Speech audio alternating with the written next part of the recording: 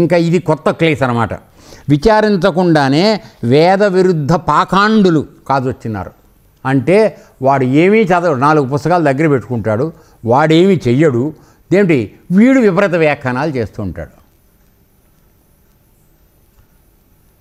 ఏమిటంటే మనం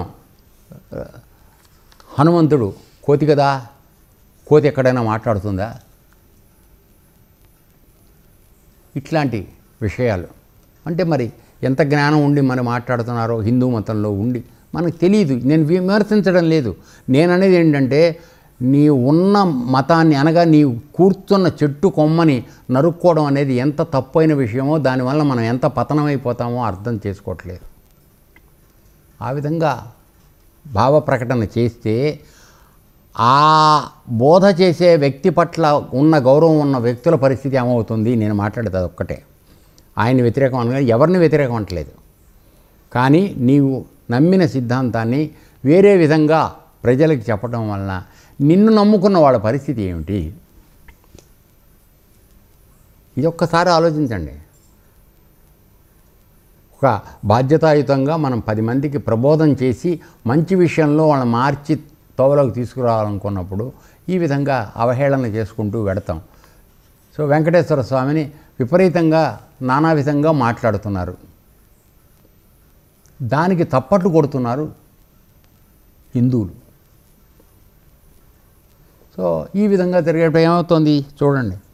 సో విరుద్ధం అసలు ఏమీ విచారణ చేయకుండా, దేవుడు అంటే ఏమిటో తెలియదు, ఏమీ తెలియదు, కేవలం ఒక మేకప్ చేసుకోవడం, కూర్చోవడం, దానికి విపరీత వ్యాఖ్యానాలు మాట్లాడడం, ఒక ఛానల్ పెట్టుకోవడం, ఒక వెబ్సైట్ పెట్టుకోవడం, మాట్లాడడం చేస్తాం, ఎవరికి చేతనని వాళ్ళు చేస్తాం. సో ఈ విధంగా జరుగుతుంది. అంటే ఆయన ఇప్పుడు చెప్పింది ఏంటంటే, నేను చెప్పినటువంటి విషయం చాలా మంచిది. మొట్టమొదట్లో బ్రహ్మగారికి చెప్పింది, బ్రహ్మగారు తన పుత్రులైనటువంటి మానసపుత్రులైన ప్రజాపతులకి చెప్పింది బాగుంది, కానీ కాలాంతరంలో అది కిందకి పరంపరగా అందటం మొదలైనప్పుడు ఆ పరంపర వ్యాప్తి చేస్తున్న వ్యక్తుల యొక్క స్వభావాల్లో ఉన్నటువంటి తేడా వలన అది విపరీత వ్యాఖ్యానాలకి గురవుతోంది. ఆ విధంగా ప్రజలు వాళ్ళ బుద్ధిలో భిన్నత్వం ఏర్పడుతోంది.